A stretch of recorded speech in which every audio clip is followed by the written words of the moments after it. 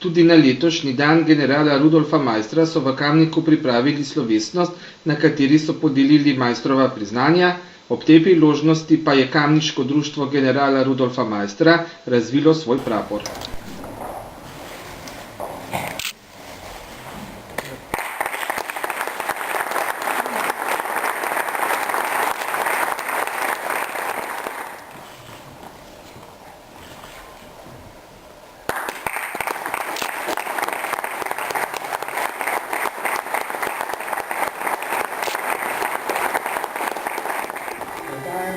Družbeni prapor v čuvanju.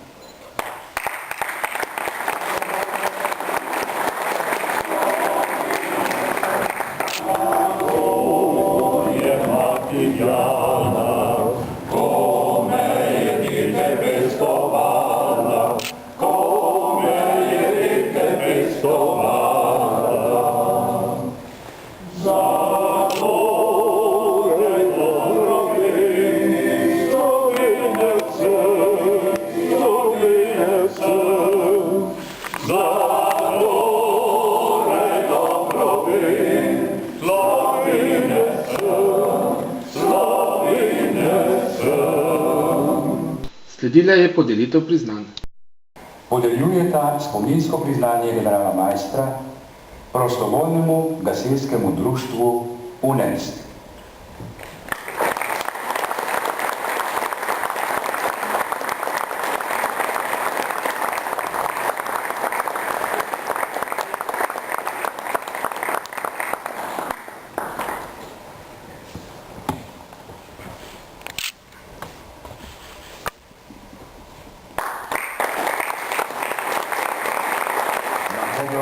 Društva General Maister Kamnik, Zveza društv General Maister in občina Kamnik za ustanovitev in uspešno vodenje društva General Maister Kamnik podeljujeta spominsko priznanje generala Maistra gospodu Nikolaju Vinteriču.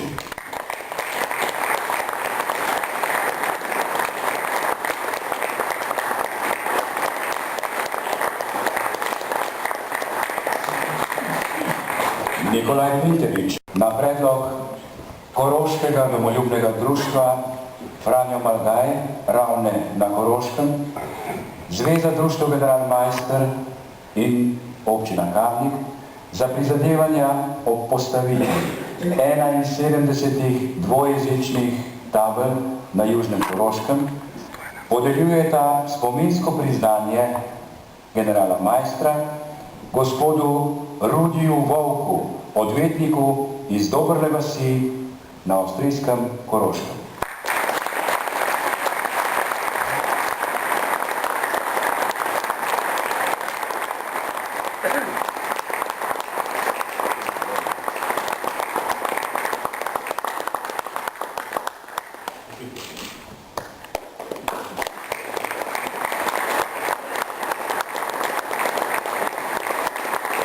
Na koncu prireditve je Rudi Volk tudi spregovoril kamniški in slovenski javnosti. Najprej najlepša hvala za priznanje. Sem zelo počaščen, prisrčna hvala, da ste se spomnili ne toliko name, temveč na nas, koroške Slovence. Na Koroškem se često pritožujemo, da v matični Sloveniji ni dovolj zanimanja za naše zadeve in da nas zamejce radi obravnavajo kot kakega sitnega sorodnika, katerega se pač treba včasih spomniti. Mislim, da današnji večer dokazuje, da je ta pesimistična slika vendarle pretirana. Ravno ob spominu na generala Maistra mislim, da je prav poudariti, kakšen je položaj naših krajev danes. Mi živimo v skupni Evropi. Ravno v času krize velja spomniti, kakšen napredek je to. Že dejstvo, da imamo skupno Evropo, dokazuje, da je uspelo premagati stare nacionalizme in da se besede slovenske himne Le sosed omejak počasi uresničujejo. Vsi poudarjajo, da je moč in atraktivnost Evrope ravno v njeni raznolikosti, ki je ponosna na svojo pisanost. Misliti evropsko ne pomeni, da bi zaradi tega naj odpisali narodno zavest. Nasprotno, skupna Evropa zahteva jasno priznavanje k lastni identiteti. Kdor ni samozavesten v majhnem, ta bo tudi bojazljiv v velikem. Kdor pa to samozavest ima, ta ne bo samo toleranten do drugih, temveč razgledan in enakopraven partner drugim. Meja, ki je leta 1920 ločila koroških Slovencev od ostalih Slovencev, je v skupni Evropi presežena. Če se vsi priznavamo k raznolikosti in če je meja danes samo še administrativna črta, potem bi seveda upravičeno lahko pričakovali, da so preteklost tudi manjšinski problemi in da se bojo povsod, kjer manjšine živijo, pomujali, ohraniti in pospeševati te manjšine ravno kot izraz raznolikosti in kot dragocen potencial človeškega kapitala za olajševanje čezmejnega povezovanja, za korist vsem. V nekaterih delih Evrope se je to tudi zgodilo. Imamo številne pozitivne primere, od Južne Tirolske do Finske, od nemškega dela Belgije do, zakaj bi skrivali, tudi vzorne ureditve tukaj v Sloveniji, ko gre za italijansko in madžarsko narodno skupnost. Na Koroškem pa smo od tega žal še vedno bili in smo še daleč oddaljeni. Na Koroškem se je s plebiscitom 1920 in že daleč pred njim začel nacionalistični boj proti vsem, kar je slovenskega.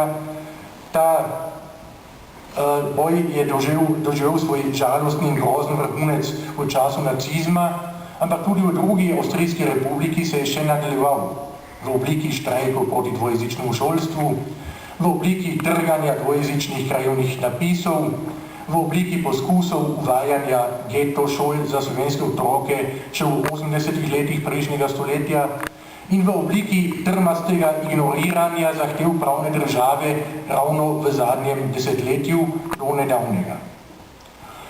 Koroški Slovenci smo kljub temu imeli še srečo, namreč, da so naši predniki si dejansko izborili in to dobesedno izborili 7. člen Avstrijske državne pogodbe in da je Evropa v 90-ih letih prejšnjega stoletja bolj kot danes se zavedala pomena manjšin in sprejela vsaj nekatere konvencije o manjšinski zaščiti.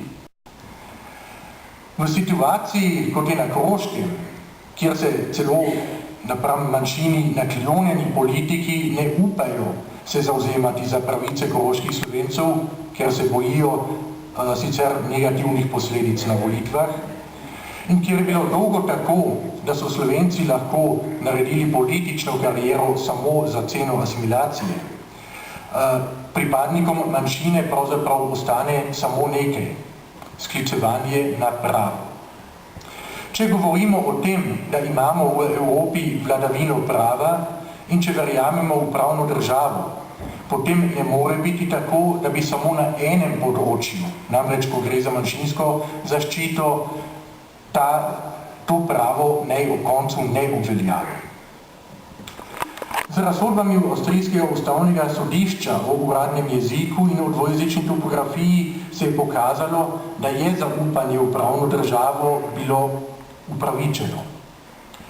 Delna uresničitev teh razsodb, ki se je zgodila letos, pa spet enkrat dokazuje, da v Avstriji žal koroškim Slovencem še vedno priznajo samo tiste pravice, ki so si jih dobesedno sami izborili pred sodiščem, pa še teh ne v celoti. Ureditev, ki smo jo dobili, je seveda napredek, ni pa uresničitev razsodb, kaj šele uresničitev 7. člena avstrijske državne pogodbe, niti po črki, niti po duhu. Da so naši zastopniki privolili v slab kompromis, je treba razložiti tako, da so verjetno upravičeno se bali, da sicer ne bi dobili niti tega, temveč bi morda skušali celo ponovno preštevati manjšino ali pa drugače kaznovati Slovence za njihovo neposlušnost. Na tem mestu ne bo dovoljeno pripomniti, da Republiko Slovenijo seveda ne bi mogli tako enostavno izsiljevati, kot so to storili z našimi predstavniki maloštevilne manjšine. Republika Slovenija kot naša zaščitnica bi se lažje uprla slabim kompromisom, lahko bi igrala aktivnejšo vlogo, kar žal ni storila. Če ravno pred nekaj dnevi minister vlade Republike Slovenije, ki je pristojen za koroške Slovence, sprejme predsednika koroškega heimatdiensta, je to žal signal v napačno smer. Pomeni namreč, da je Slovenija heimatdienstu že odpustila, se ne zaveda več, kakšne posledice je za koroške Slovence imelo početje ravno te organizacije. Ampak tudi to bomo prestali. Ko so letos postavljali dvojezične table, je bilo vedno spet slišati ravno od najbolj prizadevnih in zaslužnih slovenskih odbornikov na podeželju, da niso verjeli, da bojo postavitev dvojezičnih tabel v svoji vasi še doživeli. Pa so. Potrpežljivost, samozavest, nekoliko trme in vztrajno delo je prineslo rezultate. Sedaj lahko imamo upanje, da je to bil tisti prodor, ki bo odstranil še ostale predsodke. Tako, da bojo že kmalu odstranili tudi tista malenkostna določila, katera so še leta 2011 zapisali v avstrijsko ustavo, da ne bi bilo treba v celoti uresničiti leta člena 7, ki je že iz leta 1955. In tudi, če se to upanje ne bi kmalu uresničilo, bomo delali naprej v prepričanju, da gre za dobro stvar, ker smo tako navajeni. Hvala lepa vam za pozornost in hvala lepa za priznanje.